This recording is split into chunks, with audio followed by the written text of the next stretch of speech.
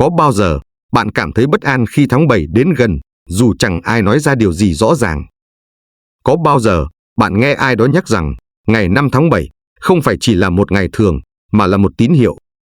Chúng ta đang bước vào thời điểm mà không chỉ con người, mà cả trời đất cũng bắt đầu bất ổn. Lửa bùng lên giữa biển, sấm rạch ngang trời, cây cối đổi sắc bất thường, địa chấn lan ngầm trong lòng đất.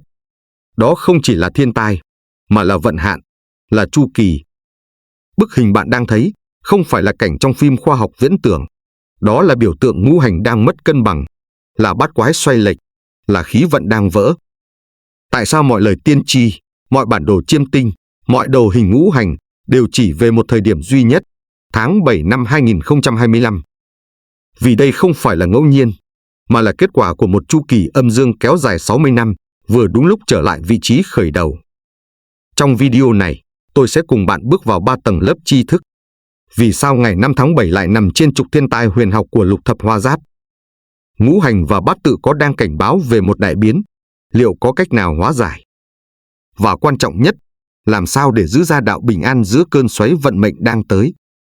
Đây không phải là video để gieo rắc sợ hãi, mà là để giúp bạn hiểu và chuẩn bị. Vì trong thời loạn, ai hiểu được vận trời, người đó sống sót và thậm chí vươn lên.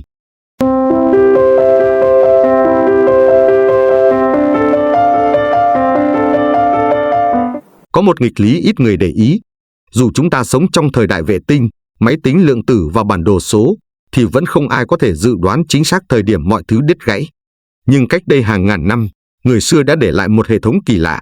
Lục thập hoa giáp, chu kỳ 60 năm, không chỉ để chọn ngày cưới, mà để đo mạch vận động của trời đất. Ất Tỵ là năm thứ 42 trong đại chu kỳ ấy, mang khí âm mộc sinh âm hỏa, nhưng ẩn bên trong là mầm mống xung đột. Mộc đại diện cho sự sinh trưởng, hỏa tượng trưng cho biến động. Khi cả hai gặp nhau, hoặc là hoa trái trổ bông, hoặc là rừng khô bén lửa. Năm 1965, cũng là Ất Tỵ, tại Alaska, một trận động đất 9.2 độ Richter, mạnh nhất lịch sử Bắc Mỹ, đã nhấn chìm toàn bộ vùng biển Prince William Sound. Ở Việt Nam, đó là năm mà không khí chiến tranh bỗng chốc chuyển từ dục dịch sang bùng nổ. Có một điều trùng hợp kỳ lạ. Vào những năm Tỵ, khí tầng và chính trường thường đồng loạt chuyển động, như thể có một bàn tay vô hình chạm vào cùng lúc nhiều đầu dây. Tôi từng gặp ông Bảy, một thầy địa lý lặng lẽ sống ở miệt Trà Vinh. Ông không nổi tiếng, không lên báo, nhưng năm 1999, ông đã nói trước với cả xóm: đừng sửa nhà vào tháng 10, mưa không ngớt đâu. Người ta cười, nhưng sau đó, mưa lũ miền Trung lịch sử, đúng như lời ông. Khi hỏi vì sao biết, ông chỉ cười, gõ nhẹ vào lịch treo tường rồi nói: can chi bị sung, thiên khí bất ổn. Điều mà ít ai biết là lục thập hoa giáp không phải mê tín, mà là biểu đồ năng lượng theo chu kỳ xoắn của vũ trụ. Mỗi can chi là một bước sóng, dao động cùng với tầng địa khí, nhịp mùa, và thậm chí cả tâm trạng cộng đồng. Và đó là lý do vì sao, khi bước vào Ất Tỵ, nhiều người cảm thấy bất an mà không hiểu vì sao. Rất nhiều người mắc sai lầm tại bước này, họ cho rằng chỉ cần vững tài chính hay kiến thức hiện đại là đủ chống chọi biến động. Nhưng nếu thiếu đi một bản đồ khí vận, họ chẳng khác nào con thuyền mất phương hướng khi thủy triều chuyển mạch. Và đây là lý do tại sao điều này có thể thay đổi hoàn toàn cuộc sống của bạn. Nếu sinh vào năm Hợi, năm Mùi hoặc tuổi Mão, năm nay có thể là năm chuyển hóa, nhưng cũng là năm phải trả nghiệp khí. Người xưa gọi đó là Hợi Mão hợp mộc, nhưng nếu mộc suy thì bị hỏa thiêu đốt. Câu hỏi đặt ra là làm sao biết khí mình vượng hay suy? Lúc này, lịch không còn đủ. Ta cần đến bát tự, hệ thống lấy giờ sinh để truy lại mạch chảy của linh hồn từ khoảnh khắc chào đời. Và giờ đây, bạn sẽ thấy tại sao giờ sinh có thể là tấm bản đồ dự báo những cơn địa chấn thầm lặng nhất trong cuộc đời bạn.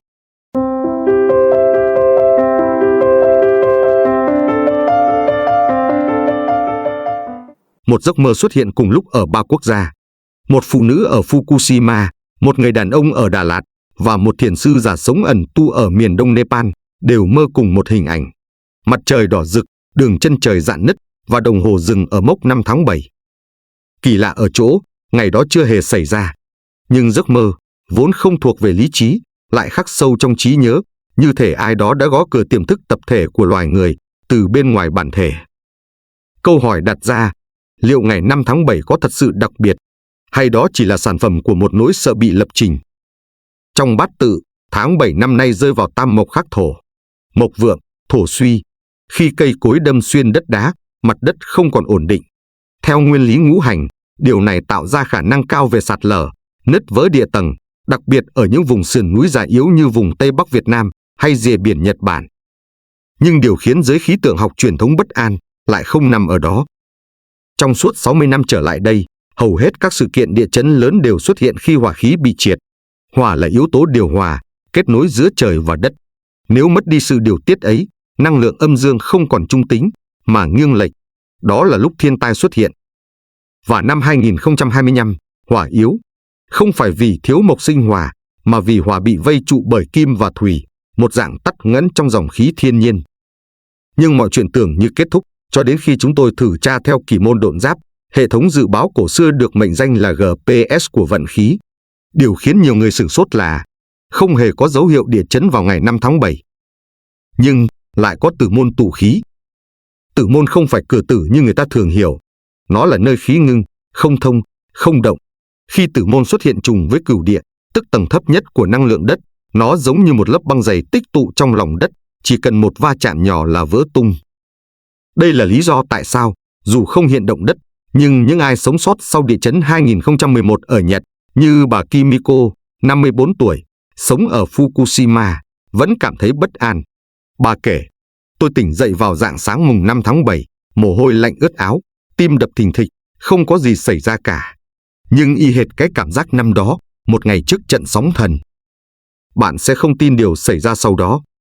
Trong thiền quán ở Nepal, vị thiền sư ẩn tu, người không có điện thoại, không đọc tin tức, cũng mở mắt vào rạng sáng hôm ấy và nói với đệ tử: tâm địa động thì thiên địa động, hôm nay không nên xuất hành.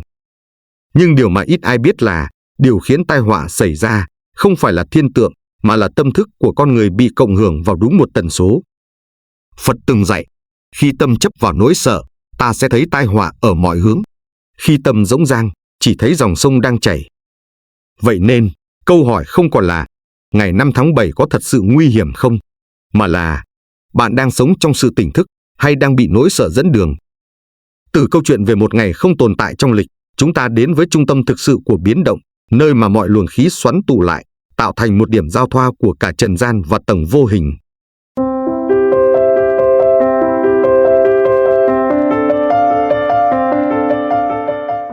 Nếu tháng 7 là cú nấc đầu tiên, thì tháng 8 âm lịch là cú đánh cuối khiến mọi hệ thống gãy đổ. Đó không phải một câu ví von, mà là cách cổ nhân diễn tả thời khắc mà âm dương lật ngược vị trí, thiên khí thay đổi hướng dòng. Trong lịch âm cổ đại, tháng 8 Giáp Thân được mệnh danh là Hắc Nguyệt, thời điểm giao thoa cực đại giữa tối và sáng, giữa khởi đầu và kết thúc, giữa cái tưởng là tĩnh nhưng thật ra lại động.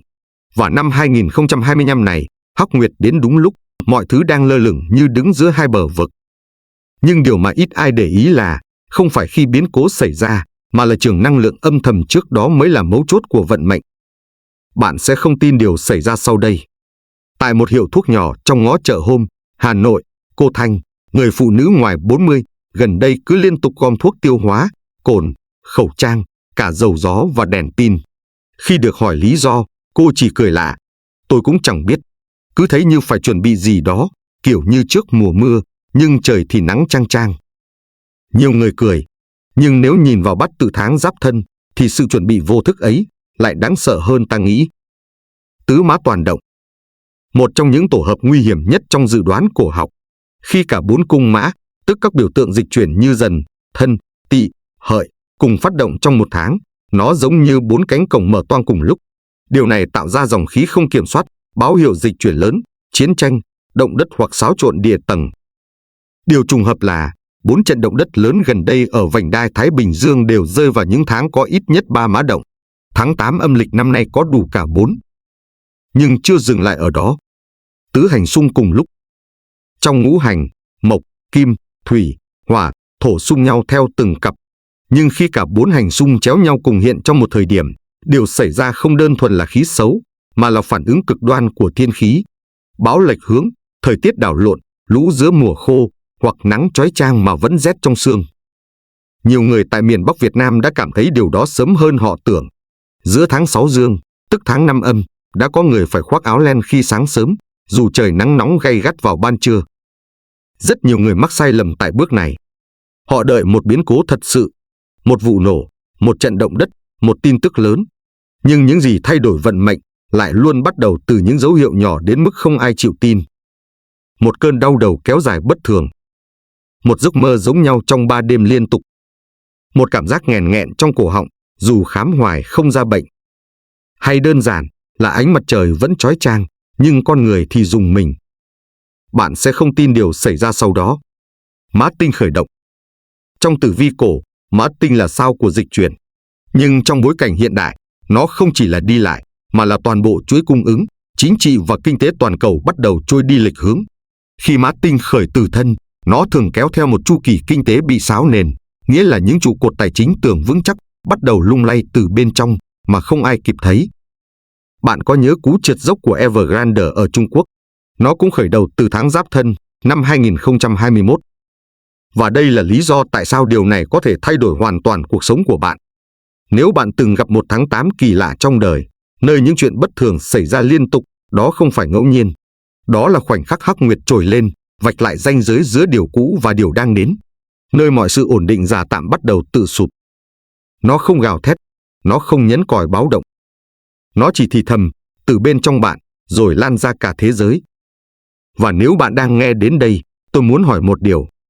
Bạn đã từng trải qua một tháng 8 như thế chưa?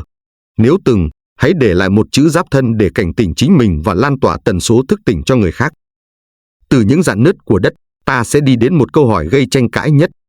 Nếu động đất không phải để giết người, mà là để cứu trái đất thì sao?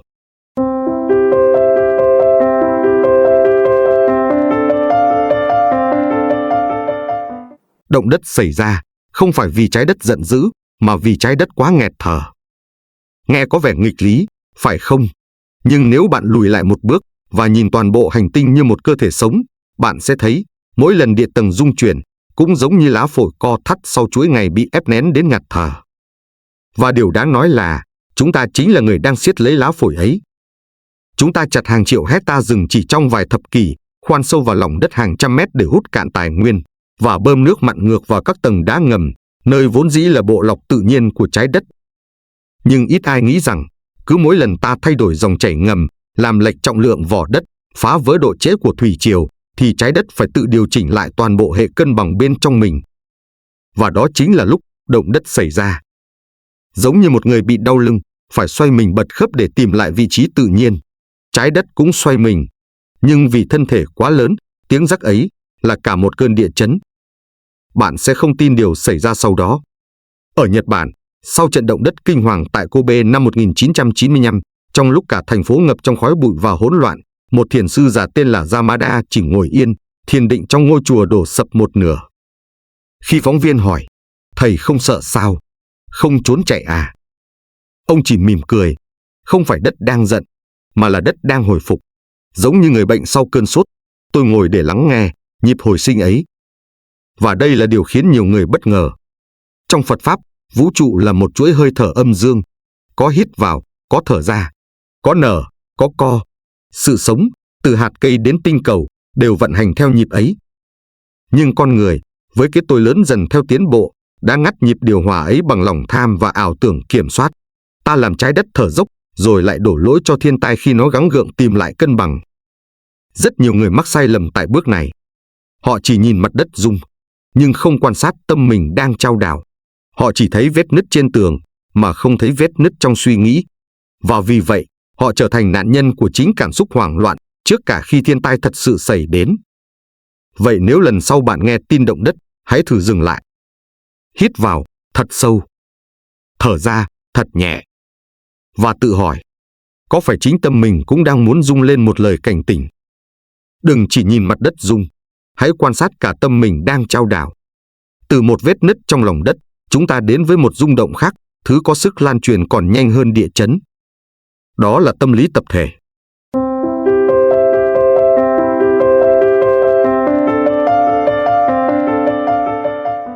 Người ta không chết vì động đất, mà vì hoảng loạn, vì chen lấn, vì tin nhầm ngày tận thế.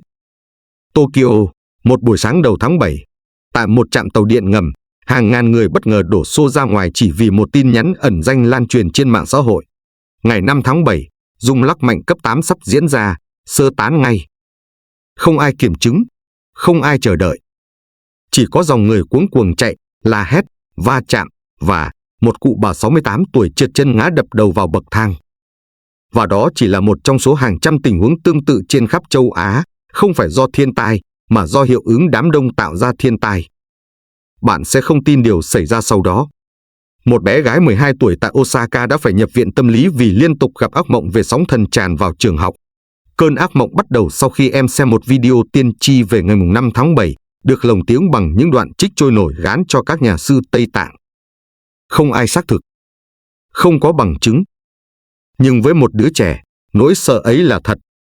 Đây chính là hiện tượng mà tâm lý học xã hội gọi là tiên tri tự ứng nghiệm.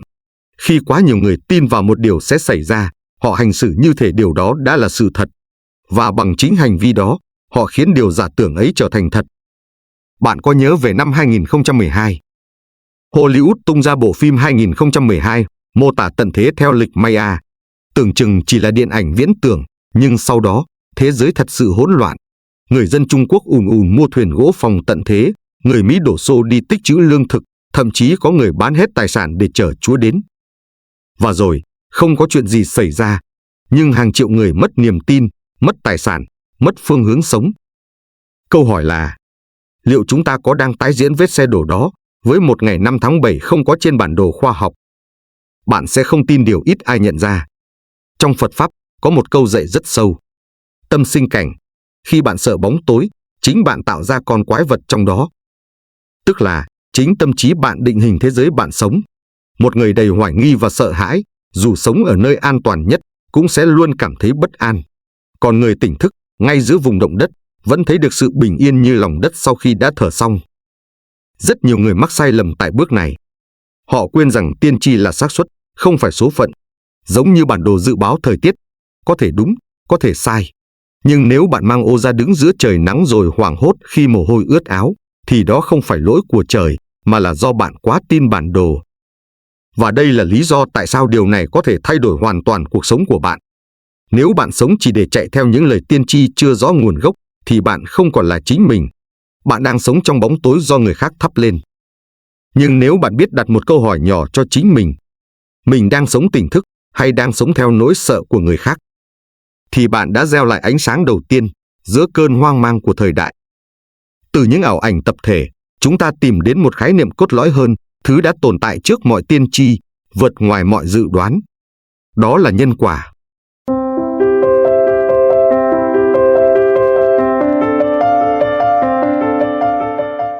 Một hành động nhỏ hôm nay có thể cứu lấy cả một năm dung chuyển. Trong những ngày mưa lớn đầu năm 2025, tại một con hẻm nhỏ ở quận Sơn Trà, Đà Nẵng, nước từ sông Hàn dâng lên rất nhanh. Người dân cuống cuồng dọn dẹp, chặn cửa, kê cao đồ đạc. Nhà sau nhà bị ngập. Chỉ riêng một nơi, quán cơm từ thiện của bà Tư, vẫn còn sáng đèn, khô ráo, và lạ kỳ thay, nước không hề tràn vào dù nằm sát bờ kè.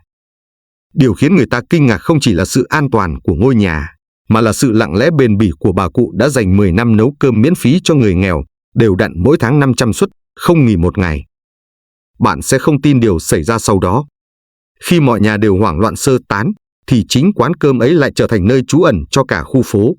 Không ai lên tiếng xin, bà Tư cũng không hỏi. Bà chỉ nói một câu: gieo cơm thì gặp người, gieo lòng thì gặp phúc. Và trong khoảnh khắc đó, cả một cộng đồng như bừng tỉnh. Năm 2025 không chỉ là một mốc thời gian âm lịch. Theo chu kỳ cửu vận trong phong thủy huyền học, đây là năm đầu tiên mở ra một đại vận kéo dài 20 năm, vận số 9. Số 9 tượng trưng cho hỏa, cho sự bùng nổ, cho biến đổi dữ dội. Nhưng cũng chính vì vậy, những gì được gieo trong năm này sẽ có ảnh hưởng dây chuyền trong suốt 2 thập kỷ sau. Và đây là lý do tại sao điều này có thể thay đổi hoàn toàn cuộc sống của bạn. Nếu bạn nghĩ rằng một lời nói, một hành động hôm nay chỉ ảnh hưởng đến bản thân mình, thì bạn đang quên đi một khái niệm quan trọng trong Phật Pháp: cộng nghiệp. Cộng nghiệp là kết quả được tạo thành từ hành vi tập thể. Không phải do một người, mà do nhiều người cùng tạo ra cùng một loại năng lượng trong cùng một khoảng thời gian. Ví dụ, nếu một cộng đồng đầy sân hận, tranh giành, tham lam, thì nơi ấy dễ sinh ra loạn lạc, tai ương, biến động tự nhiên. Không phải vì trời phạt, mà vì trường năng lượng chung quá nhiều nhiễu loạn. Ngược lại, nếu nhiều người cùng hướng tâm thiện, biết giúp nhau, chia sẻ, biết lùi một bước cho người khác bước tới, thì nơi đó tự nhiên yên ổn. bạn sẽ không tin điều ít ai nói đến. Trong đợt thiên tai năm 2020 tại Quảng Trị, 2 xã liền kề nhau cùng bị ngập. Một xã được tiếp tế sớm, cứu trợ đầy đủ. Xã kia, lũ kéo sập cả trạm y tế, người dân phải sống trên mái nhà gần 1 tuần.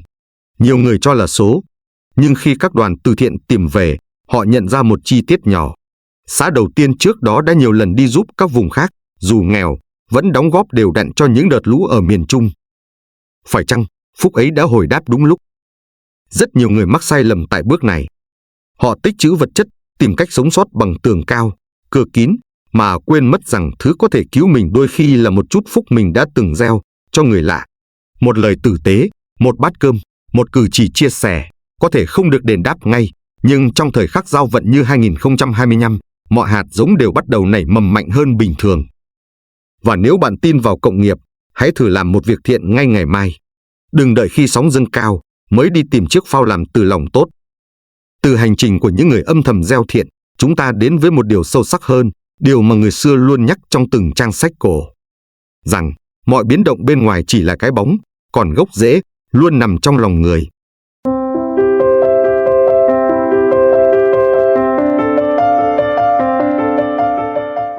Trời không nói, đất không than, nhưng một người nghèo cũng có thể đọc ra thiên cơ nếu họ biết cách quan sát. Tại một xã ven biển ở Bến Tre, có một ông cụ già tên Hai Lắm.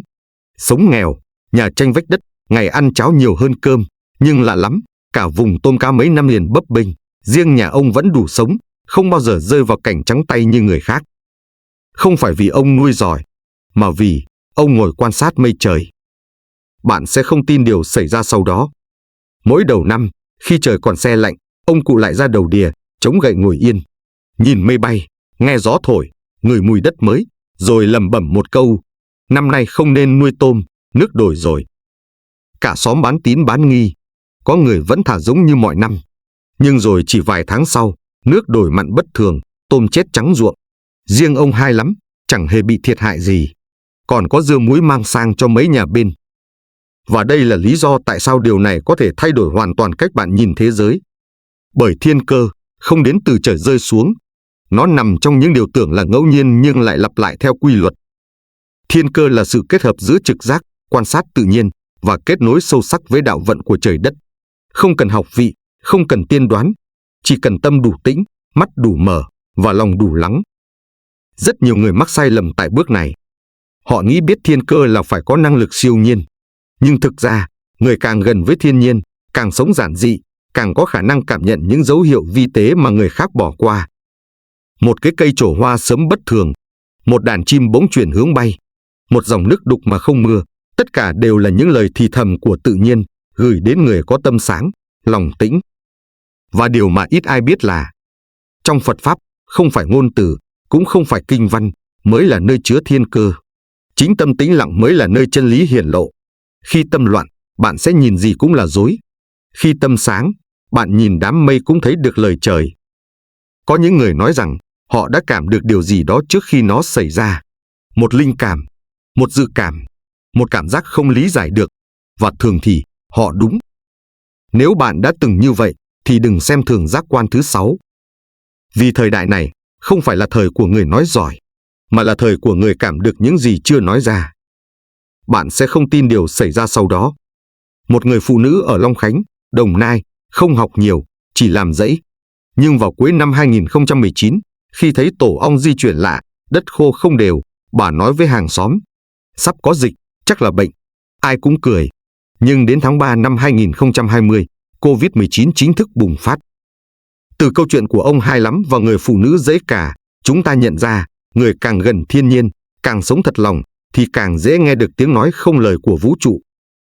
Và cuối cùng, xin gửi đến bạn một lời nhắn. Không phải để sợ, mà để điềm tĩnh bước qua. Bất kỳ ai trong chúng ta đều có thể đọc được thiên cơ, nếu biết cách nhìn, nếu đủ lòng tin vào điều mình cảm, và nếu dám lặng đi để nghe được tiếng thì thầm của trời đất.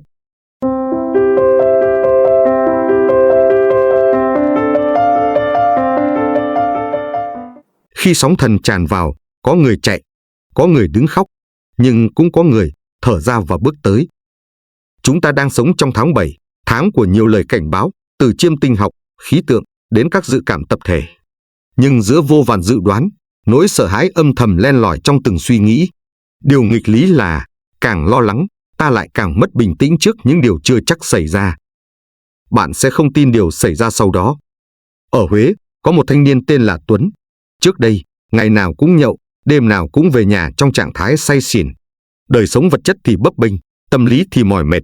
Cho đến một hôm, tình cờ lướt YouTube, cậu bắt gặp một video cảnh báo về năng lượng chuyển vận năm 2024. Không ai bắt cậu phải tin, nhưng điều gì đó trong lòng chợt thức tỉnh. Cậu bắt đầu đi chùa, ăn chay mỗi tuần và bỏ rượu. Giờ đây, Tuấn là người tổ chức lớp thiền sáng chủ nhật tại một quán cà phê nhỏ ở bờ sông An Cựu. Có lần, một người từng hỏi cậu, có phải vì sợ ngày tận thế không? Cậu chỉ mỉm cười. Không, chỉ là tôi không muốn chết đi trong khi mình vẫn chưa thực sự sống tỉnh thức. Và đây là lý do tại sao điều này có thể thay đổi hoàn toàn cuộc đời bạn. Bởi không phải thảm họa, mà là cách ta phản ứng với những dự báo thảm họa mới là thứ định hình vận mệnh. Tháng 7 này, theo các bản đồ năng lượng và khí tượng học, có thể xảy ra 3 tình huống lớn.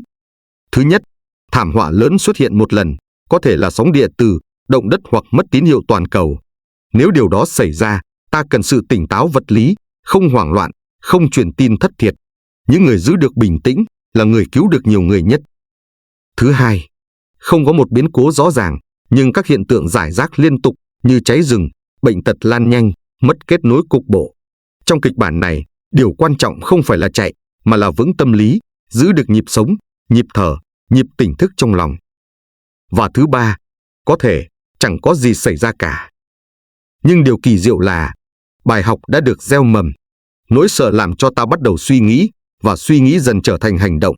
Giống như Tuấn, nếu không có lời cảnh báo năm ngoái, liệu cậu có dừng lại để nhìn vào đời mình?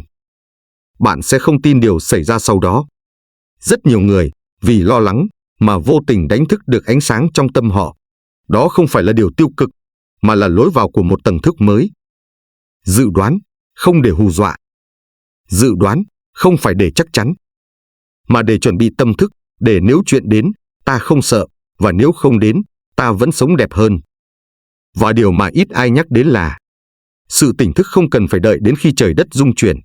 Nó bắt đầu từ việc rửa tay chậm hơn, ăn chậm hơn, đọc một câu kinh mỗi tối, hoặc tắt điện thoại 30 phút trước khi ngủ. Chọn tỉnh thức, thay vì chờ ngày định mệnh đến. Nếu bạn còn nghi ngờ tất cả điều trên, hãy nhớ câu này. Không ai có thể ngăn sóng, nhưng ai cũng có thể học cách lướt sóng bằng chính hơi thở của mình.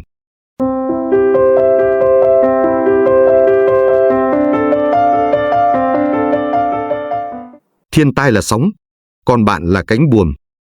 Có người sợ bão, có người né gió, nhưng cũng có người lặng lẽ căng buồm và ra khơi.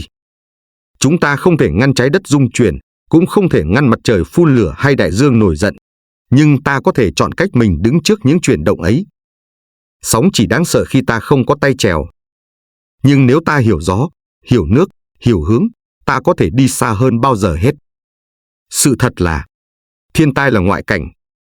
Nhưng nội trấn, tức là tâm mình có đủ vững vàng, mới quyết định sự sống còn. Bạn hãy thử nhìn lại vài ngày qua. Có phải lúc bạn sợ nhất, lại là lúc bạn dễ tin vào những điều tiêu cực nhất? Có phải khi thế giới xôn xao, thì trong lòng bạn cũng hỗn loạn theo? Vậy nếu chúng ta có thể giữ lòng vững như núi, thì dù đất có rung, cũng chẳng có gì khiến ta gục ngã. Không cần đợi đến ngày tận thế. Không cần đợi có người gọi bạn tỉnh. Ngay từ lúc này, bạn đã có thể. Thứ nhất, thực hành một việc thiện mỗi tuần, không cần lớn lao, chỉ cần chân thành. Thứ hai, dành vài phút tĩnh lặng mỗi sáng, để thở, để cảm nhận thân tâm. Và thứ ba, đừng lan truyền nỗi sợ, hãy làm người gạn lọc, không để cơn sóng tin giả cuốn mình đi. Nếu bạn đã ở lại tới tận đây, tôi tin rằng bạn không chỉ là người xem. Bạn là một phần của hành trình tỉnh thức của hàng nghìn người đang cùng nhau xây một nền đất mới vững chãi bên trong. Hãy nhấn thích và chia sẻ video này. Không phải vì nó hay, mà vì bạn muốn gieo một hạt chánh niệm đến ai đó đang lạc lối. Và nếu bạn từng thấy mình trong một câu chuyện nào đó hôm nay, hãy để lại một dòng bình luận. Tôi cũng vậy. Để người khác biết rằng họ không cô đơn. Bởi vì đây chưa phải là phần kết. Đây chỉ là tiếng gõ cửa đầu tiên của một kỷ nguyên tỉnh thức mà bạn chính là người đang mở cánh cửa đó.